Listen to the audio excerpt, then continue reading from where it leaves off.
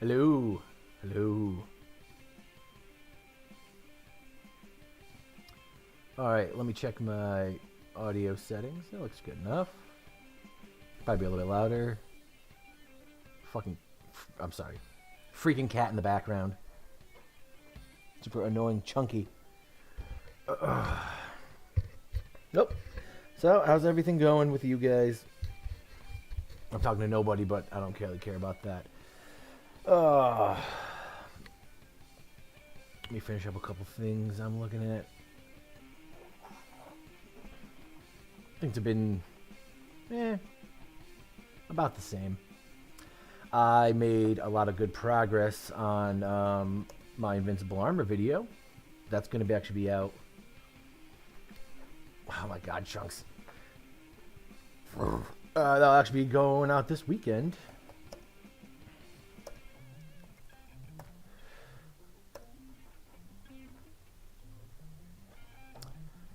Keep an eye out for that. The first edit I did, it went through armor video. I went through everything just fine without any copyright or anything, so I don't have to edit the video. I actually might add more clips to it because, I mean, why not, right? The clips are probably the most entertaining part about it.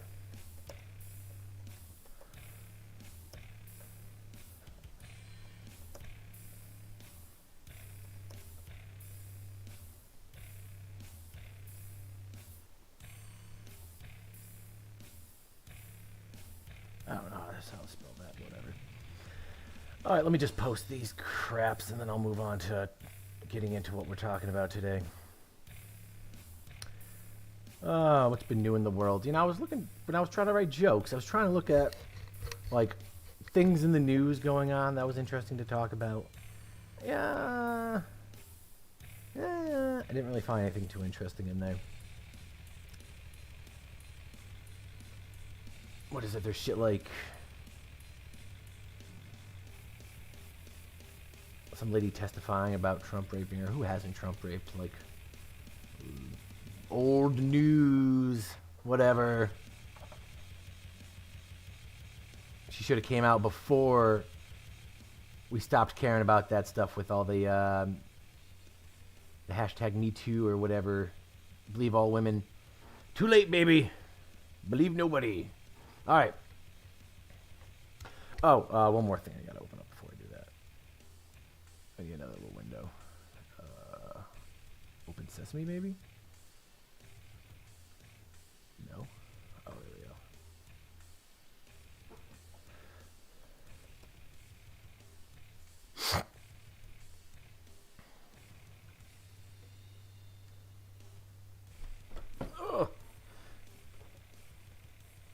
You like this? I got some versions of my songs in the background without lyrics to them, so I can kind of just like talk over them. I'm trying to, like, my other streams I had music with like singing in them. I'm trying to get rid of that and just have instrumental songs in the background. So I'm gonna have to go through and make versions of like my last album, Reckless Abandon. Get the instrumental versions of some of those songs and stuff. And anyway, so.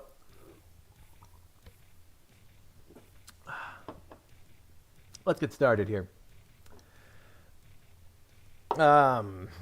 Thanks for tuning in to FDA Live. I'm checking out a couple things tonight. I'm going to be going over this book I read called Blood Meridian. You have to actually show yourself holding the book or else nobody will ever believe you actually read a book. Anyone can just buy a book, though. So I'm not quite sure what that proves. But I did it anyway. And then I got two different articles I'm looking at. This one about the boys I'm thinking about going over, and that one from Bounding Into Comics. It's pretty short, so I'm thinking I could pound through that. I was wanting to go over this other one from the New Yorker about what's the matter with men and kind of give the man's perspective on it, but this article is a hefty chungus, and I don't think I've got the fortitude. I don't know. But and then we move into jokes, as always.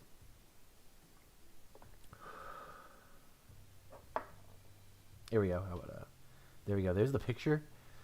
This is some art from Blood Meridian. This is kind of supposed to be the judge. We're going to go into that.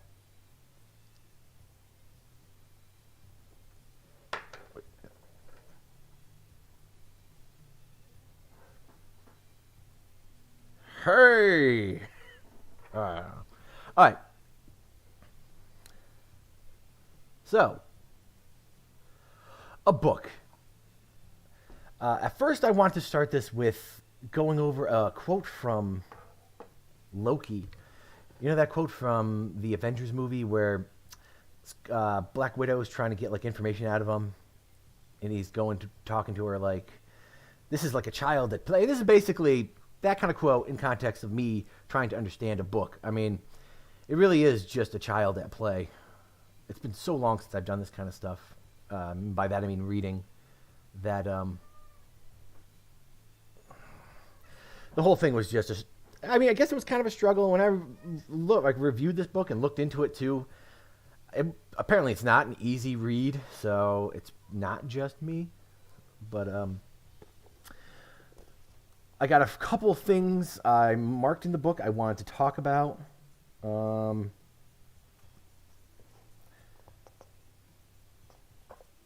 And let's get into it. So, Blood Meridian is a book by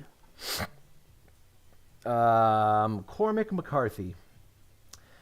I first heard about this book because I liked the movie The Road, and I kind of looked into that. I found out who wrote that, and this was another thing that I saw a lot online talked about, this book. So I looked into it, bought it a long time ago. It took me a while to get into actually reading it until I took a vacation, but I'm glad I did.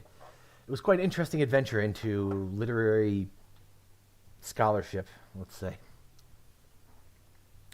So this movie, yeah, I'm probably going to say that a bunch of times because who reads books anymore? But the novel begins talking about our main character, which is called the Kid. Kind of goes over his early life a little bit, which is basically just born to like in Tennessee. They talk about he was born under a meteor shower, similar to Warhammer with Sigmar, but I'm sure that means something. And I think that is a hint to his final, what his final conclusion in the end of the book by the hint in the beginning about him being born under like a meteor shower, or whatever. And the book basically starts with like him trying to find his way. Something I kind of really like about this book is that it feels like a video game in a weird way. I saw some things online comparing it to like Red Dead Redemption 2, which is a game I just bought. I haven't played yet, but reading this book is kind of getting me pumped for it. To me, it reminded me of playing a little bit of this game called Mount and Blade. Not Mountain Blade. Mount and Blade. Because of the way that you have these little... That it's like a big world built up and you play a small character and these things kind of happening around you. So the way that the Kid is kind of brought into these other characters and into like these different groups that he joins reminds me a lot of like you playing a video game, this video game character and trying to get started, in the beginning of a game. And so he's introduced to the judge in the beginning of the book when he's at some small town somewhere. There's a lot of traveling in this book, so I'm going to forget like the names of any of these places they go to, but he's in some small town and he's at some like preacher's tent or something, and he's doing like some sermon, and the judge kind of just stands up in the middle of that and accuses this guy of like fornicating with children and goats and stuff like that. And immediately whips the crowd up against him and they start attacking this preacher. As our first little clue of like who this guy is, kind of, and what role he's going to play in this book. The Kid gets out of there. He has a violent encounter with the bartender. We get our first taste of gore in the book where he like pops out a guy's eyeball or something like that. They kind of explain it in a little bit of detail. The gore, as we get into it, I guess I'll try to explain some more of the gore parts. But the gore, like I said, the book is supposed to be pretty gory, but I didn't find it that gory. I found like decent. I like the action and stuff in it. That kept me more interested than just the, J.R.R. Tolkien parts where it's like he's just describing wilderness, but maybe I could use more. Maybe I'm just too desensitized nowadays. I don't know. But the kid moves on until he eventually gets hooked up with a band of like, kind of militia. It's kind of like a group of people. I guess they're called what? Irregulars? Yeah, they're kind of like being paid to like. It seems like in the book they're being paid to. Because like the war ended or something like that with Mexico, but there's still Indian bands like doing stuff, so they're being paid to kind of take and fight the Indians and protect like American interests and that kind of stuff, even though they pulled out. And they just kind of gear up and move across the border into Mexico, and from there, it basically, because he's like with a band of ex like military guys too, to some extent. So you're like, all right, kind of like in a video game, right? You like join up with a group, and you're like, okay, well, we'll see what happens here. And you think like you're about to get started on a big adventure, and they get like immediately all like killed. And it's very interesting the way they describe it in the book, because they describe like Comanche lancers. And when I think of the West a lot, you think a lot of like cowboys and Indians. You don't think about the term lancer a lot. And thinking about that, it's... Oh, sorry, I gotta go check. What am I looking at? I think about that, I think about like Indians with just giant sticks or something like that, but another imagery you get is like armored Indians, and they kind of do allude to that a little bit, because they make that some of them have like armor, like conquistadors or some shit like that. And so most of them get killed. The kid, of course, like somehow lives through this, which is like some of them do, and they meet up after their slaughter and whatnot. And like, they get like slaughtered and stuff, but they choose kind of what they describe and what they don't. He made a point of describing that like the natives were like sodomizing some of the dead, but I don't entirely know if they meant like butt sodomize, or if there's another term for that word that they're really talking about, of just like, stabbing it or something, but whatever. And then from there, the book kind of just goes on with this kind of core group of survivors that's left. They move on from town to town and stuff like that. They start like picking up well, from here, they kind of go from town to town because they're like ravaged and they're looking for something to do or for somewhere to go. And I think they get like thrown in jail or something like that, but they eventually get picked up by another person, Glenn. So like, going back to like Mountain Blade or something like that. I feel like these are like party leaders that are just picking up troops or whatever. And so this perspective we're getting is like from like the lowest level troop, who keeps getting picked up but lost in battles and that kind of stuff, and but hasn't died. And so in this party that he gets brought into, it's a little bit more serious and a little bit more violent. And he's, the judge was in the last party, but now Tobin, and there's a guy called Toadvine. There's some other characters too. There's a black guy that used the N-word, and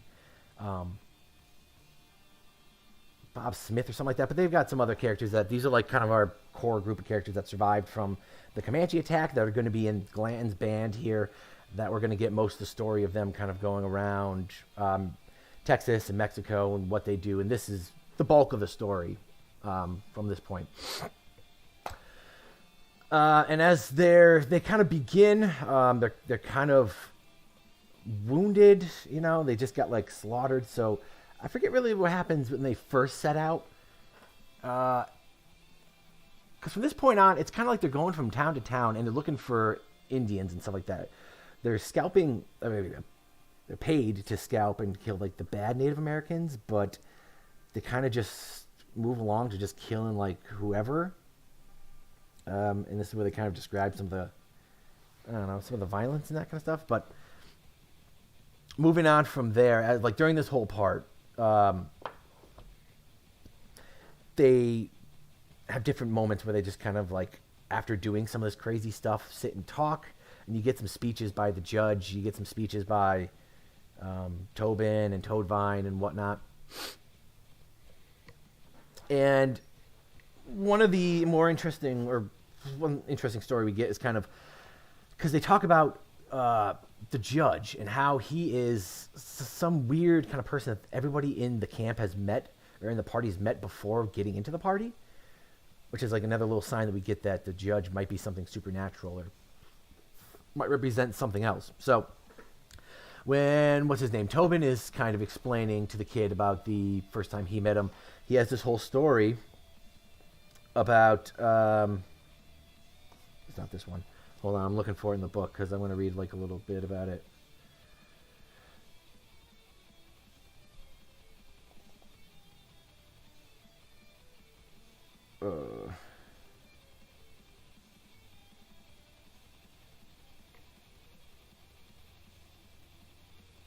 Okay. And so this story he's telling about the judge is about, because weird enough, like how do you get all this stuff about the judge to make sense and to fit together? It's about how he was part of, I guess, this party before. He was part of a different party before. I guess this party. Yeah, and which is, again, confusing because how can the judge be like everywhere? And they met him when they were being chased by Indians one time, and they were out of like gunpowder, and they were going to get run down eventually. And they came across him in the middle of the desert, just sitting on like a giant boulder, just there waiting for them. And they kind of, like, you know, I guess that's supposed to be the thing that he's like waiting for them. And they let him join their party, and they keep running on. And during this whole thing, we get this little crafting thing where he's kind of starts instructing them, and they flee to a river where they're able to collect like phosphor from something, and then they flee up a mountain where they're going to the volcano, which they're going for sulfur or something. So they're trying to, which they eventually move on to crafting their own gunpowder on top of this volcano. And then when the Indians finally start to, when they make their last stand up there, they've got all of a sudden ammunition now to fight the Indians, and they kill them, all thanks to the judge. So from the book, this is a part in the book where Tobin is talking to the kid about, telling him about this whole event going down. Well, it would have brought tears to your eyes. All dead save me, he called. Have mercy on me. Todos muertos, todos, waving the shirt. God, it sent them yapping on the slope like dogs. And he turns to us, the judge, with that smile of his. He says, gentlemen, that was all he said. So I'm going to stop right there, too. What we're picking up here is they've just kind of made the gunpowder, and the Indians are coming towards them. So they decide to wave the white flag like they're surrendering. And instead, they're going to. He had the pistol stuck in his belt at the back, and he drew them, one in each hand. And he is as either-handed as a spider. He can write with both hands at a time, and I've seen him do it. And he commenced to killing Indians. We needed no second invitation. God, it was butchery. At the first, we killed around dozen, and we did not let up. Before the last poor N-word reached the bottom of the slope, there was 58 of them lay slaughtered among the gravels. They just slid down the slope like chaff down a hopper. Some turned this way, some that, and they made a chain about the base of the mountain. We rested our rifle barrels on the brimstone, and we shot 9 more on the lava where they ran. It was a stand, what it was. Wagner's was laid, and last of them shot was a reckonable part of a mile from the muzzles of the guns, and that on a dead run. It was sharp shooting all around, and not a misfire in the batch. That was queer powder. The ex-priest turned and looked at the kid, and that was the judge. The first ever I saw him. He's a thing to study. The kid looked at Tobin. What's he a judge of? He said. What's he a judge of? What's he a judge of? Tobin glanced across the fire. Ah, lad, he said, hush now. The man will hear ye. He's ears like a fox. I think that's interesting. From what little snippets we get in there, right, of the judge, that he's willing to do like a fake surrender. He really enjoys killing people. I mean, it sure seems like that he set up this whole thing, and that he's also very good at it. Signs that we're getting more and more of that. I don't know. I think the judge might be a supernatural thing, because like they came out of nowhere in this guy's story to kind of set them up to to create more, more violence in a devious way. And it is very interesting there. So this is some of the little stories that we're getting of them kind of marauding across Mexico. There's another story about, they find a couple of them, but like peaceful Native American bands, and you're like, and they just like sneak up on them and like slaughter them all. And they go over detail of, there's one part in the book where, because they run through this like village in the middle of the night, when they said there's not even that much of them, like 20 something of them. And there's like 1,000 people in the village, I think, or like a couple hundred or something like that. But they run through on their horse in the middle of the night, just killing like anybody they can, burning whatever they can to, have the Indians run away, which of course the Indians are going to regroup and kill them anyway, so they can't be there forever. But some of the stuff they mentioned about like one of them, I forget which guy it was, but coming out of like one of the little wigwams or the little huts with like 2 babies in each hand, like by the legs, and just hits them on like boulders and like explodes them and stuff like that they talk about. And a lot of talking about scalping and that kind of stuff, because they get, kind of like the video game aspect, getting paid per scalp. And a part of that is it doesn't matter what kind of scalp they get. From this, I think from that part, that village too, we see some of the other twisted shit about the judge, which is like he kind of adopts a small boy there and like keeps the boy with him or whatever the whole time. And you're kind of getting weird pedo vibes from all that. And then one day, it's like when they come across a village where they're going to get paid for scalps, there's just nothing. The next morning, the boy's dead and he's scalped. And it's like, is this guy just keeping the kid just to like fuck with him and then kill him when like he was going to get the money for the scalp? I don't know. Weird shit like that. And that's a big part of the book, kind of going into that, explaining all these different parts in the Southwest. All this stuff about like how hot, my God, the heat down there. It sounds like hell on earth itself. It does good to kind of get you in the mood, really explain it to you. You kind of see it in your mind's eye, and it's describing a lot of like what the nights were like down there and stuff. And it's neat. Another little bit I think I'm going to read for you too right now is, where did I put it?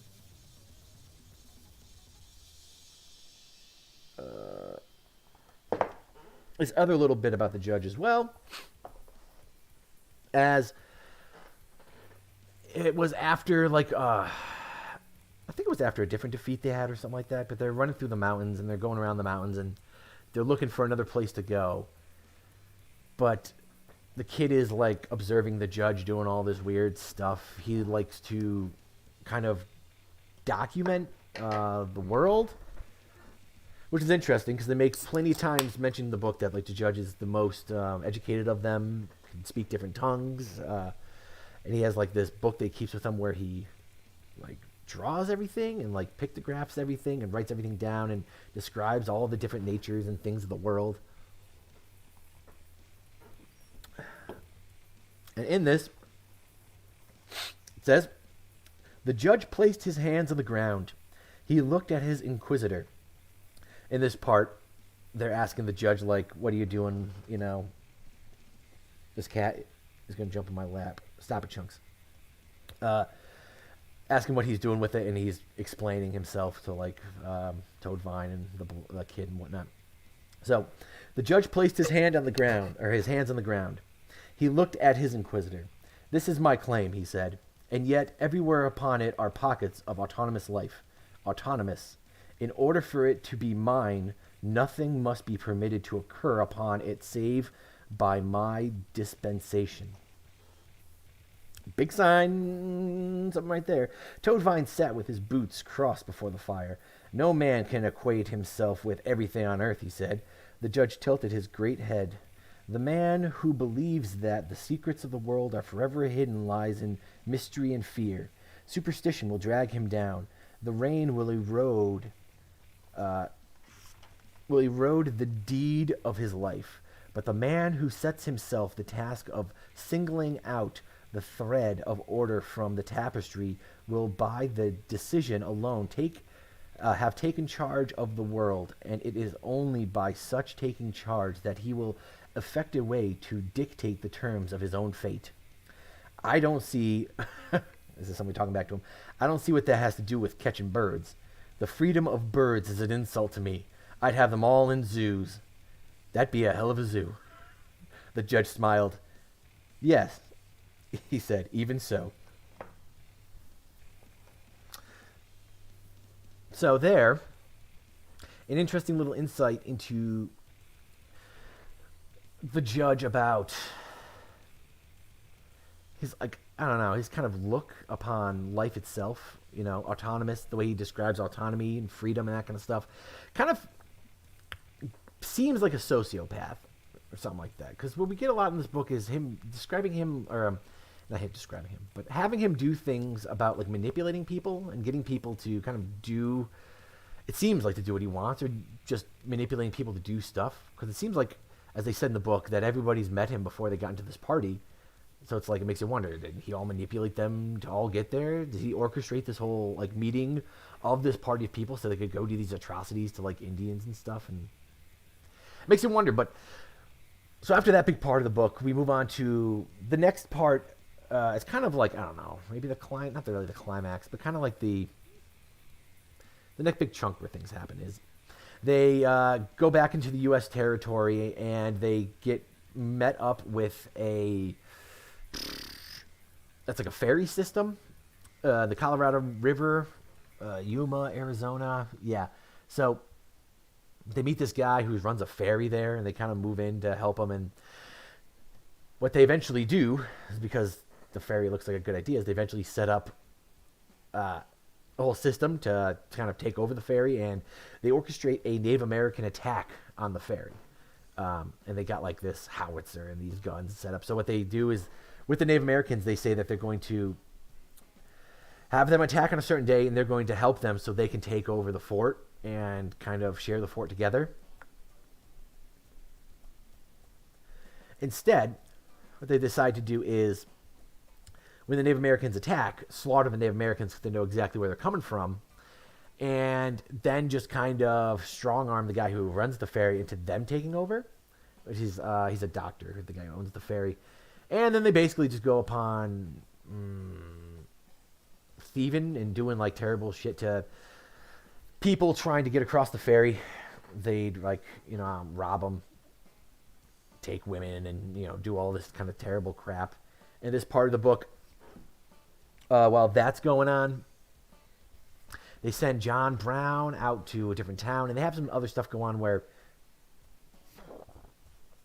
people, it seems like one of them is getting like kidnapped or caught up with the law in another town, so Glanton has to go out to get them. And there's not really a lot that really happens there, other than this John Brown character kind of going back and forth and doing kind of some other stuff, which is interesting enough because it makes it feel like, more real life. Like these are, to me, this, which I think it is, a lot of it felt like kind of a story of a real party of dudes, maybe dramatized and stuff like that. And I think he did actually get this kind of inspiration of the story from a real group of people who did this kind of crazy crap. And so as that happens, they go out to look for John Brown. He like disappears for a while. He comes back. Clinton comes back, and then they eventually, while they're holed up in this ferry operation that they're running, the Indians come back, which, after being like gunned down, good. And they attack back, and they start like slaughtering all the people in the fort. From there, we only get like a couple people that survive that who get out. I haven't mentioned the imbecile, but that's another very interesting part. So before this, talking about who gets out of this fort alive, there's this character before this that was introduced called the imbecile, with this other dude who was like, I don't know, using this like retarded kid as like a sideshow thing. And he was like, they describe how he's like eating feces and doing all this nasty crap or whatnot.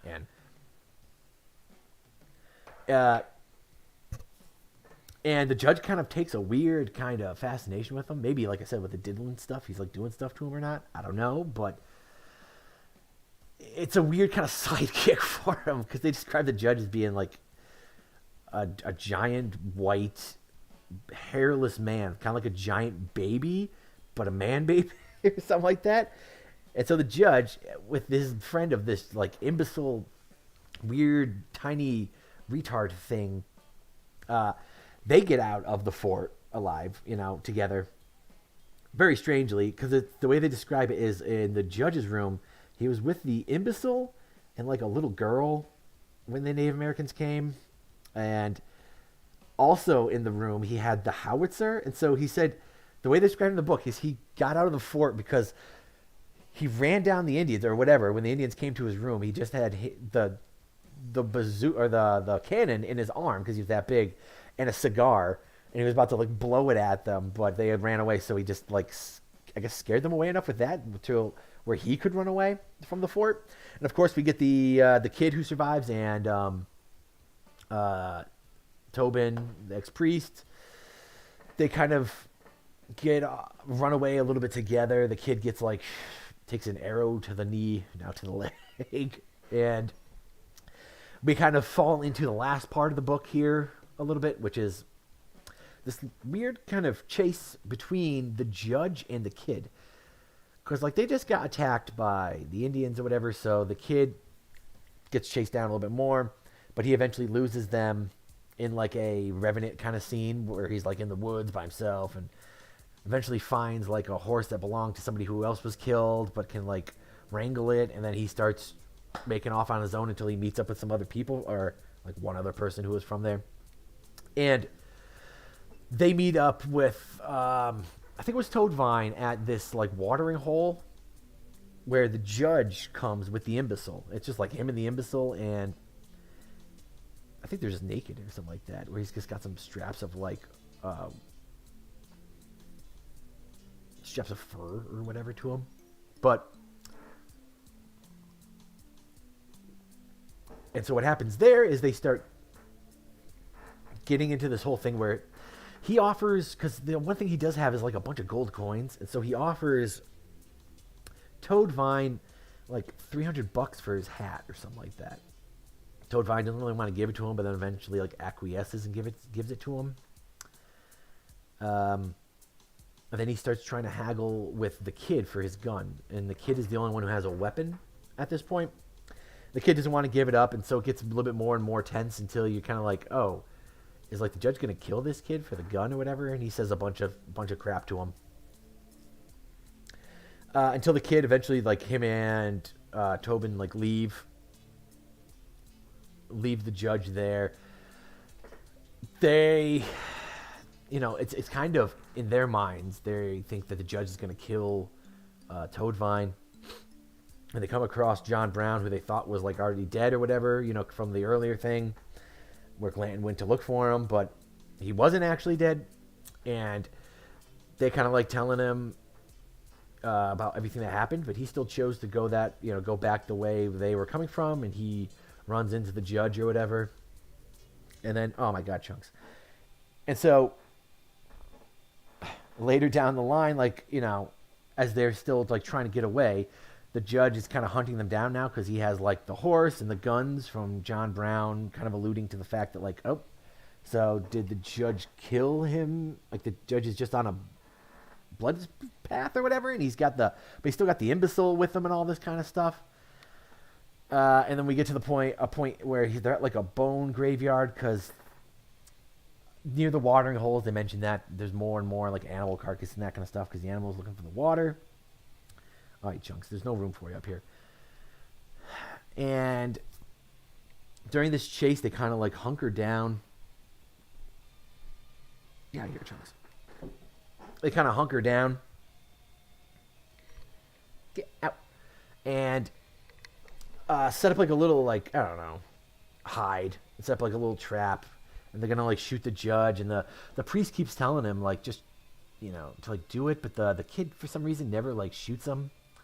The judge is, of course, speaking mad shit in weird judge-like ways.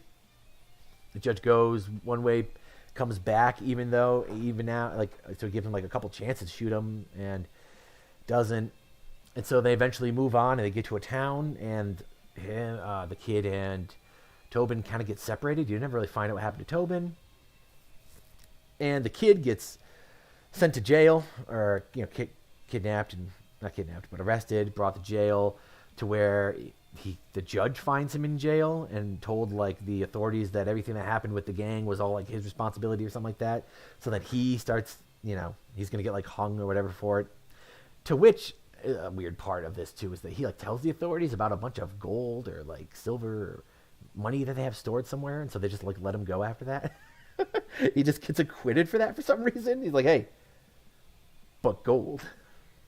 I mean, I don't know. I guess that's how it worked back then. And then the movie, yeah. Then the book kind of just does a couple time jumps. It shows the kid kind of grow up, doing like other kind of things and these other kind of events in his life. The weirder one being kind of forced to like kill a kid, where it was like a cattle rustling group or whatever, and there was a bunch of kids who were at their camp or whatever, and one of them kept like threatening. Oh no! Well, before that, anyway. Oh no! That's not yet. But keep like threatening him or whatever.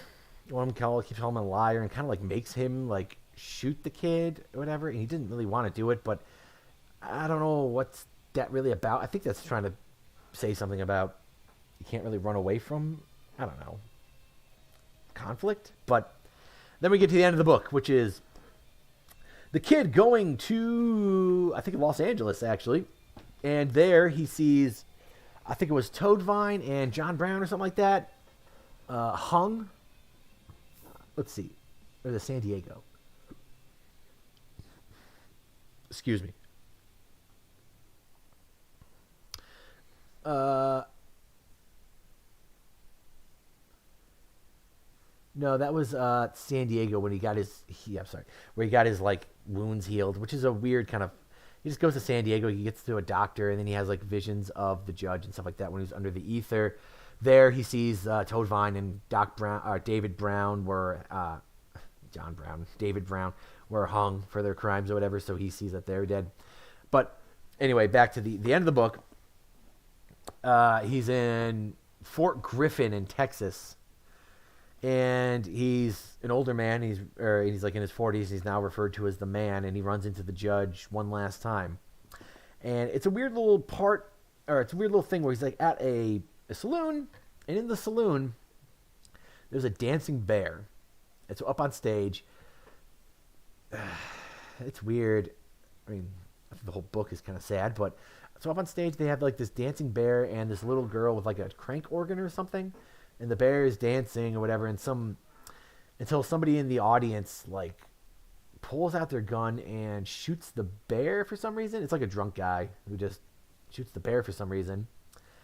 And they describe the bear like slowly dying. He like shoots the bear a couple times, and like the little girl is like crying and like holding its head, and it's like dying and bleeding everywhere, and some guy wants to like buy the pelt and whatever. And the judge and the kids see this, and I think this is supposed to be symbolic of something, but here's another little thing I'm going to read from the end of the book, which I think does speak a lot to that. The judge arched his brow. "Did you post witness," he said, "to report to you on the continuing existence of those places once you'd quit them? That's crazy." "It is? Or is it? Where is yesterday? Where is Glanton and Brown? And where is the priest?" He leaned closer. "Where is Shelby, whom you left to the mercies of Elias in the desert? And where is Tate, whom you abandoned in the mountains? Where are the ladies, the fair and tender ladies with whom you danced at the governor's ball when you were a hero anointed with the blood of the enemies of the republic you'd elected to defend? And where is the fiddler, and where is the dance? I guess you can tell me. I tell you this, as war becomes dishonored and its nobility called into question, those honorable men who recognize the sanctity of blood will become excluded from the dance, which is the warrior's right, and thereby will the dance become a false dance, and the dancers false dancers, and yet there will be one there always who is a true dancer. And can you guess who that might be? You ain't nothing. You speak truer than you know. But so in this, you speak truer than you know, but I will tell you only that man who has offered himself entire to the blood of war, who has been to the floor of the pit and seen horror in the round and learned at last that it speaks to his inmost heart, only that man can dance. Even a dumb animal can dance. The judge set the bottle on the bar. Hear me, man, he said. There is room on the stage for one beast, and one alone. All others are destined for a night that is eternal and without name. One by one they will step down into the darkness before the footlamps. Bears that dance, bears that don't. Interesting. And so we kind of get to the last part of the book, which is left up to your interpretation, where it's about the kid who is now the man. He goes into an outhouse. Yes, Chunks. And in the outhouse, he is faced with the naked judge, who the last things they mention is just he embraces him against his flesh or whatever. And the last thing we are kind of given clue of is that there's a man who looks in the outhouse later, and his only lines are "Good God Almighty" to whatever he sees in there. And the book ends kind of with the judge fiddling and dancing in the bar, whatever, with all the prostitutes and the drunkards and the people or whatnot. Which is interesting, kind of what I think the judge is supposed to be. And before I kind of get into breaking down what I think the book is supposed to mean, I'll go into the epilogue a little bit as well. Because in the epilogue is basically just the author kind of describing the process of the phone post line guy, the guy going out down the country, digging the holes for the phone posts to go in. And he kind of just describes that in a way of like, I don't know, whimsy, I guess I would say, whimsy. What it's supposed to, I think, represent in the epilogue is kind of the, I don't know, not the destruction of the earth, but the destruction of like beauty, or this like nice kind of order that nature has given us in that terms, and kind of what man is doing to it. And to kind of break down, to go fully into it and break down what I think the entire book kind of is supposed to be, I think the judge is supposed to be, I think it's too simplistic to say he's just supposed to be the devil. I think he's kind of supposed to be like the representation of like violence, or I don't know, something like that. He's supposed to be the representation, I think, of, okay, good evidence that he's supposed to be the devil. The fiddling, who fiddles, the devil fiddles. So the fiddling, all the violent stuff, the weird, like, the stuff with the kids, killing people, not feeling bad about anything he's doing, using people to commit violence and that kind of stuff, and manipulating people to do whatever he wants without caring if it's right or wrong and that kind of stuff, makes me think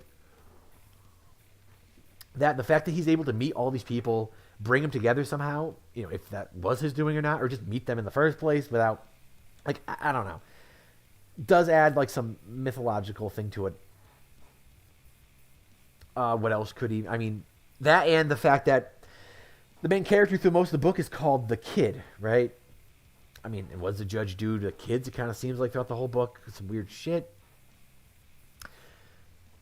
Interesting. They never really explain the judge ever tries anything with the kid like that. Because in the book, they don't really ever explain that much too with like the kid and how much, like what he does as much. Like they explain his first kind of violent thing, popping out the guy's eyeballs and him maybe shooting a couple people. But they never really show him going too crazy with the violence, like smashing the babies on rocks and stuff like that. That's more so the other people. Kind of seems at I don't know, not the direction of the judge, but... and of course, what happens to him once he becomes the man? He's killed by the judge. At least it seems like he's killed by the judge. And you get that, and you get like the weird connection the judge has with like the imbecile. It's weird.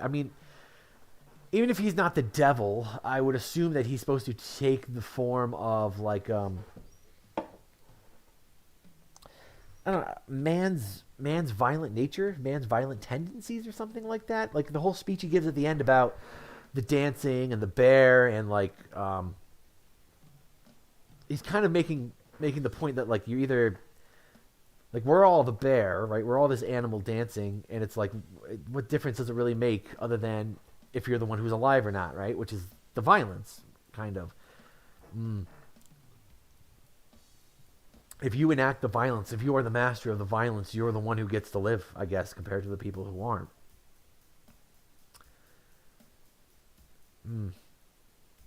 I don't know. I thought it was very interesting.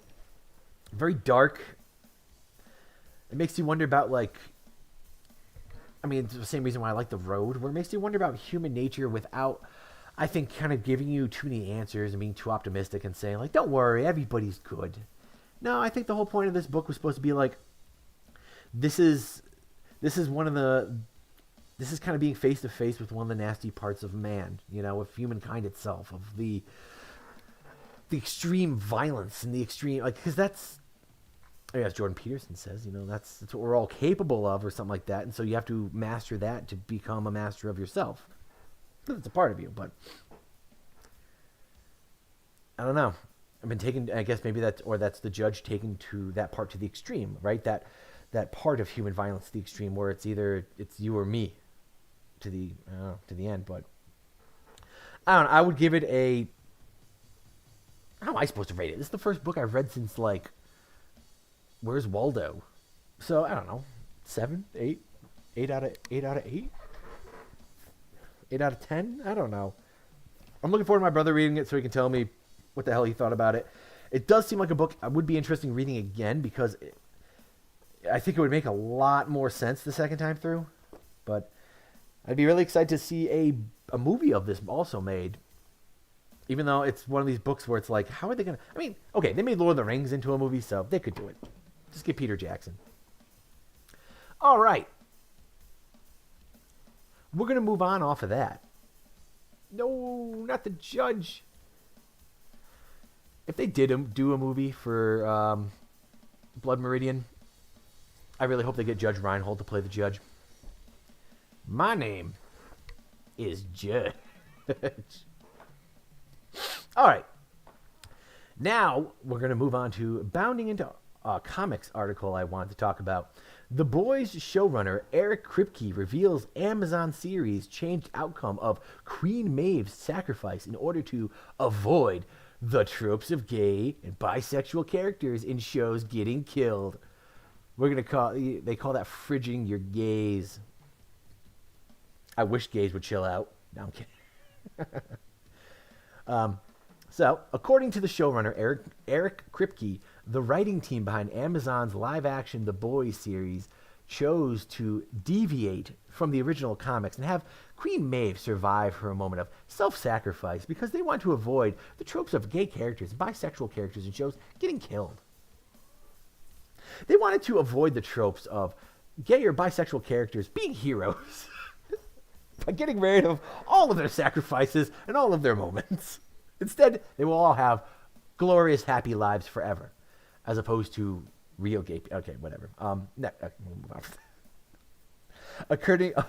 Occurring in the third season finale, the instant white hot wild. The moment in question finds the boys, Homelander, and Queen Maeve staring down Soulja Boy, who has begun to charge up his radiation powers in service of an area-wiping suicide attack.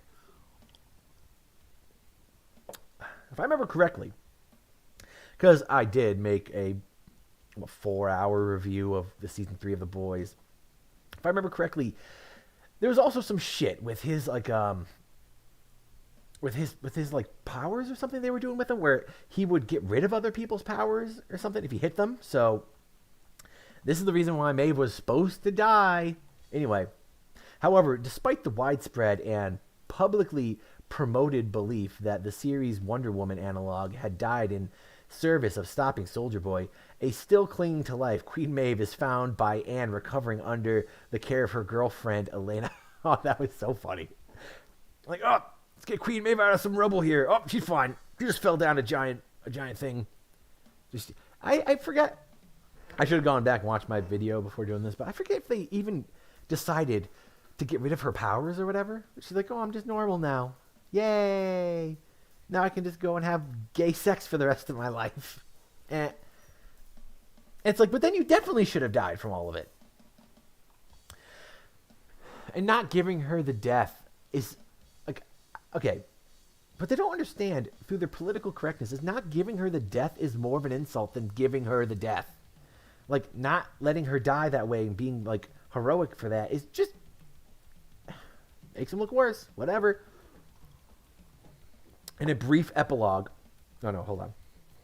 Asked by her former, the 7 teammate, where the future will take them, Queen Maeve simply replies, I don't know. Somewhere where Homelander won't find me.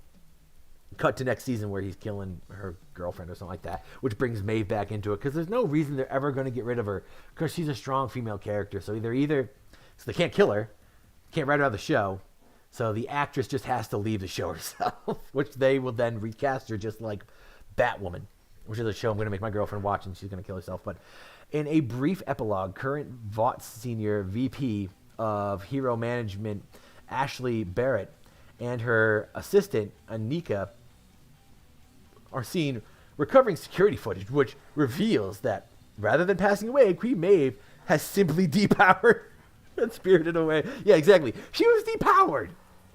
Like, that's the... Oh, look at her. Yeah, that's the kind of bullshit where it's like... You have to try so hard to make sure she gets a happy ending. Not all women need a happy ending. Not all gays need a happy ending. I mean, I don't think any people in The Boys really get a happy ending. I mean, have you checked out the comics? Have you read the comics? Not even really Huey gets a happy ending. He's like the main character. Oh my god, I think I'm talking way too loud. Hold on. Oops. Whatever. I don't care. Offering an uncharacteristic olive branch, the two ultimately agreed to delete the recording, deciding to Queen Maeve live on a secret. Whatever. So she's gonna live in secret, rather than be subject to more. Which also another part that made absolutely no sense is these people from Vought just decided, you know what? It's just like the end of every season where they're like, you know what? I don't like Homelander, but I don't like him more than these people. So I'll side with the boys, but I'm not really siding with the boys because I'm on Homelander's side. But I'm just not on Homelander's side for this part because it's the end of the season. But next season I'll be on Homelander's side. Eric, you're better than this. Notably, Queen Maeve's sacrifice plays out quite a bit differently in Garth Ennis's and Derek Roberts' original dynamic comic series. Therein, the Seven's resilient female powerhouse comes to blows with Homelander after he catches both her and Starlight attempting to voluntarily leave the team. Going somewhere? What is it with you? Oh, what is it to you? I have a plan in place. You may have heard about it already. But this has nothing to do with that. No, this is personal. You know what I'm going to do to you. See, this is the good Homelander. That's when... Hoping to buy Starlight time to escape, Queen Maeve throws her out a nearby hangar before rushing to swing her sword at her former teammate. Unfortunately for her, the blade fails to do any real damage, as according to Homelander, it was nothing more than a metal prop. Completely unfazed, Homelander then proceeds to decapitate Queen Maeve with a single blow, sending her head rocketing towards the ground outside of Seven Tower. I mean, okay, I think this does a lot of good for many different reasons. One, shows Queen Maeve, in this whole series, Queen Maeve has been kind of like a selfish slut, and eventually she decides to do what's right and help other people, and this gives her that chance to not only fight Homelander, sacrifice herself for somebody, but like kind of undo all of her past bullshit by, going out in a blaze of glory. So she goes to attack him, the blade just breaks. Stupid metal prep. Per Kripke, during a recent interview with Variety, this change in the series' narrative was made in order to keep the boys from falling into the so-called bury they got to it, the bury your gays trope. I mean, okay, let's talk about this for a second. Bury your gays trope. Okay, there's not a bury your straights trope. Out of all the characters and all the fiction who have ever been killed, I'm betting more have been straight than gay. So the trope would be that gay people die, not that gay people die. I mean, unless they're doing it to themselves. But anyway, an alleged habit across media where gay characters are seen as more expendable than straight ones. I mean, is that... see, this is the problem. Is... like Eric Kripke and this kind of stuff, these writers, these producers, they're living in a year they're living like 20 years ago. They're living like 30 years ago. They're living in the 90s where they're like, oh my God, the black character always dies first. Like, hello, buddy, we've been making movies for a long time now. We're in 2023. You know, I was having an argument with Black Lives Matter, the Manchester, the 860 branch or whatever like that. It's like, yeah, you're going to say some shit about 1985. That's almost like, what, 40 years ago? Like, that's a long time ago. Things have actually changed, believe it or not, since 1985. And this is even more recent, that kind of stuff. It's like, yeah, things... I'm sorry, but gay people are now, like, all over the fucking place, so it's not that crazy to kill them. In a comic, not in real life. Anyway, asked by the outlet's TV business writer Jennifer Moss... Not Moss, if he could provide any insight as to whether actor Dominique McElligatis actually leaving the show and what was behind the choice to leave Queen Maeve alive, the showrunner explained, I don't think the boys will end without Maeve showing up again, of course, to do one more final sacrifice, which will be a lot more like the books, but we had to change the one from the books. It wasn't that good, but that's because we just didn't want to use it yet, because whatever. We need a way to sort of gracefully get Maeve out of the show, let her head for the exit. It's a metal prop, you stupid whore. Okay, so what I got from this when I was reading the comic was that he just, like, scalped her, like, ripped her hair off.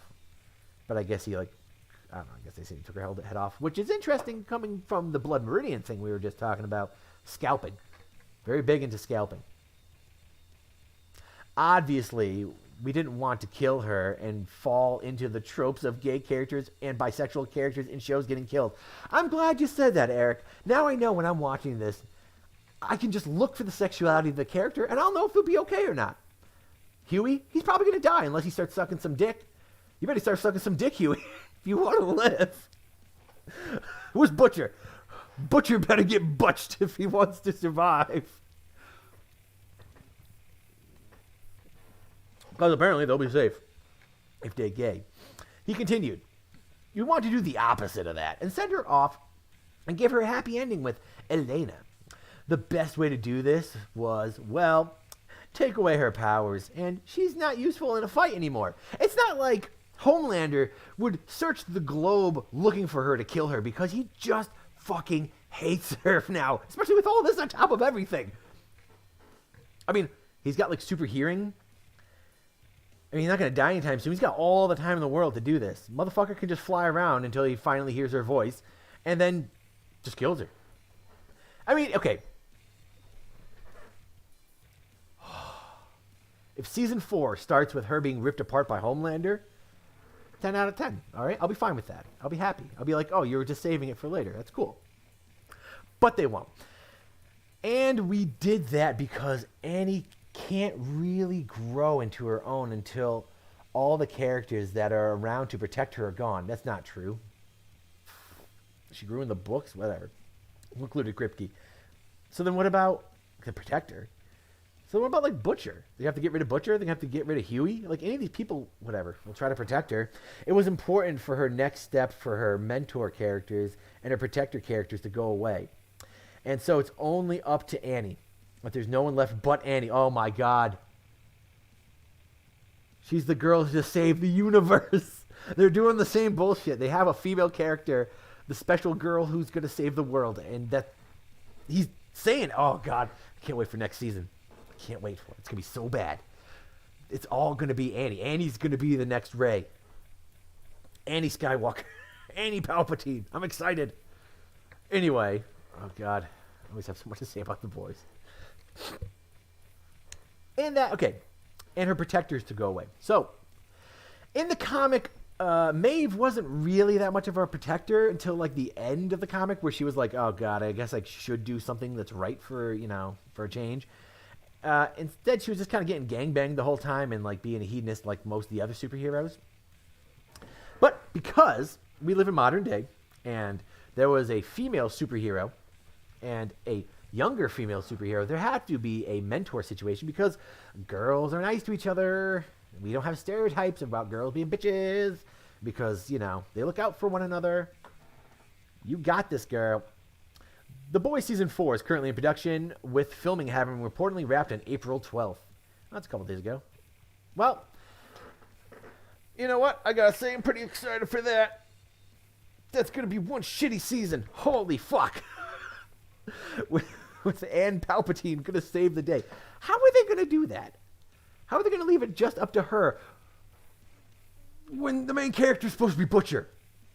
Fucking Carl Urban, man. You poor son of a bitch. They're just pushing you out of the way. They're like, do you forget, though? We've got Starlight.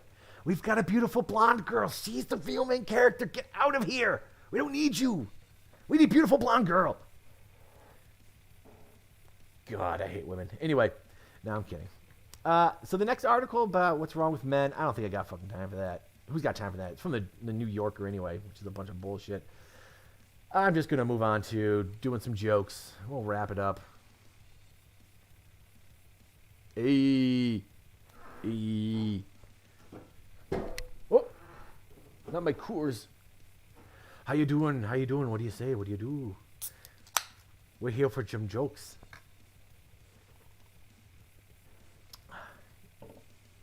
I heard you're looking for some jokes that aren't very funny. Mainly more insulting and upsetting. You come to the right place, my son. Here we go. Why is clown rape funny? Because fuck women. No, I'm kidding. Okay, let's get to the real jokes. My bad. So, here we go. This week, I didn't have as much time, so there's some real whammos in this one. But whatever, fuck it. Is a gay homeless man really just a vagabond?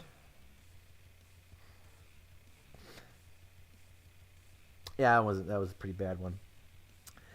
I saw a truck that had a sticker on the front which said, "Watch that kid." I guess it's all about the inflection of the voice when it comes to a sticker like that. It could either be, "Watch that kid," or "Watch that kid." Like he's going to hit the kid. Like, "Watch that kid." That's what I imagine when I see those things. Like, "Watch your kid. I'm about to take him out." I feel bad anytime I order delivery. I feel bad anytime I order delivery food and I see that it's a woman driver picking up my food. I think, is your life worth this, honey? Like, I'm hungry, but you're gonna take the chance of dying for this? Like, 5 o'clock just must be a danger zone out there. These poor ladies going out to pick up foods. Who knows? But, women drivers. Hello is only one letter off from being the word hell. Why is that? Is it some kind of sign that social interaction is terrible? I think so. They've been trying to warn us for a long time, people. Shut up and leave us alone. When we were kids, we would drive around town and yell random things at people outside our car windows. We would just roll down the window and be like, people were always pretty confused. It was like early internet trolling. You're an anonymous account, you're yelling random things. People really have no idea what's going on. Until one day where we enraged a man using the word butterscotch. He even just chased after the car as we drove away. I guess there's a lesson in that. Words don't hurt people. The word butterscotch does. Again, another thing that, oh no, I didn't, okay, no, actually I haven't done this yet. Okay, anyway, people say Cheaters never prosper. What they don't say is Cheaters was a good show. I mean, people can like the show. It's not a very good show. Jewish women are repulsive would be a hateful thing to say if you've never seen a Jewish woman.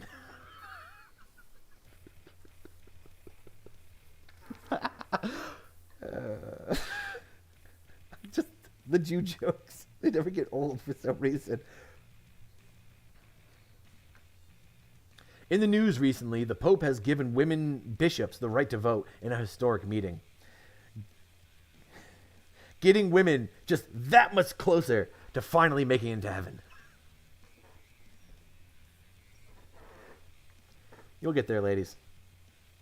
If we got there, you'll get there.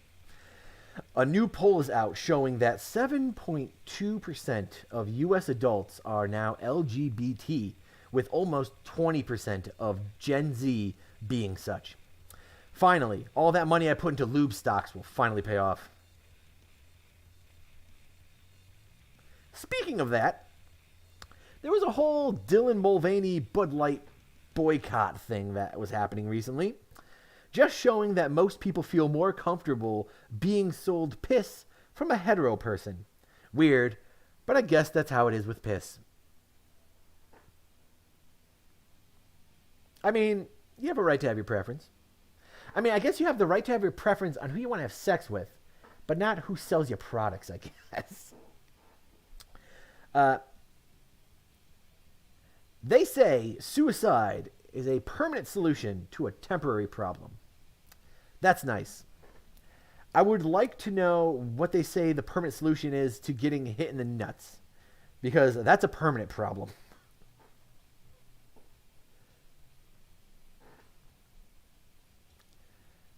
I see a lot of people on the internet say that capitalism is the root of all of our problems. Wrong.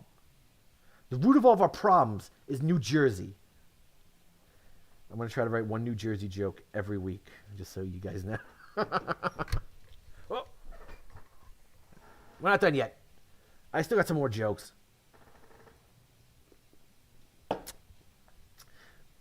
Do rich people have better jack-off sessions than poor people? Or is that really the great equalizer? I mean, how much better can they really make it? He's still jacking off.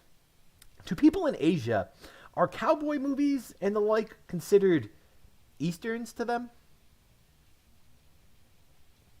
I really like that Eastern movie with the cowboy. I've recently finished reading a whole book for the first time in a long, long while. Books are nice. A little wordy. I never used to believe in ghosts until one night where I got blackout drunk and a ghost ate a whole frozen pizza from my freezer. I mean, ghosts seem a little bit more reasonable than me having a drinking problem.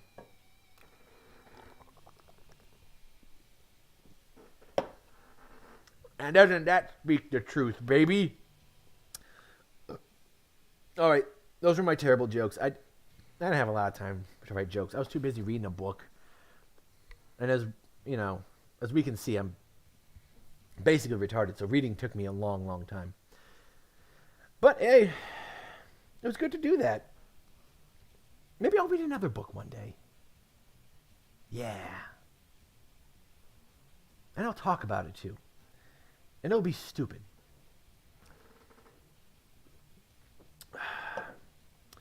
Well, other than that, I guess that's basically it. Like I said, I got the Invincible Armor video. It's pretty much done. I just gotta do one more watch through on the clip I've got, or the file I've got. Make any last minute changes, and then post that. Other than that, I've got some other things I've got in the hopper I'm working on. If only I'm putting out another version of that song. I think that'll be soon. It's a doomed version. So the If Only Doomed edition, that is coming out. I got another Frank song I'm in the works with, an evil version of Born Into This. I was thinking about also making the Invincible Armor Blues, which is maybe a song from just the backing tracks of the Invincible Armor. Because I wrote a song to be a backing tracks for the video. So maybe I'll just turn that into a real song and just sing over it. I mean, that's basically it. That's my girlfriend probably texting me, "Shut the fuck up! Go to bed!" Alright.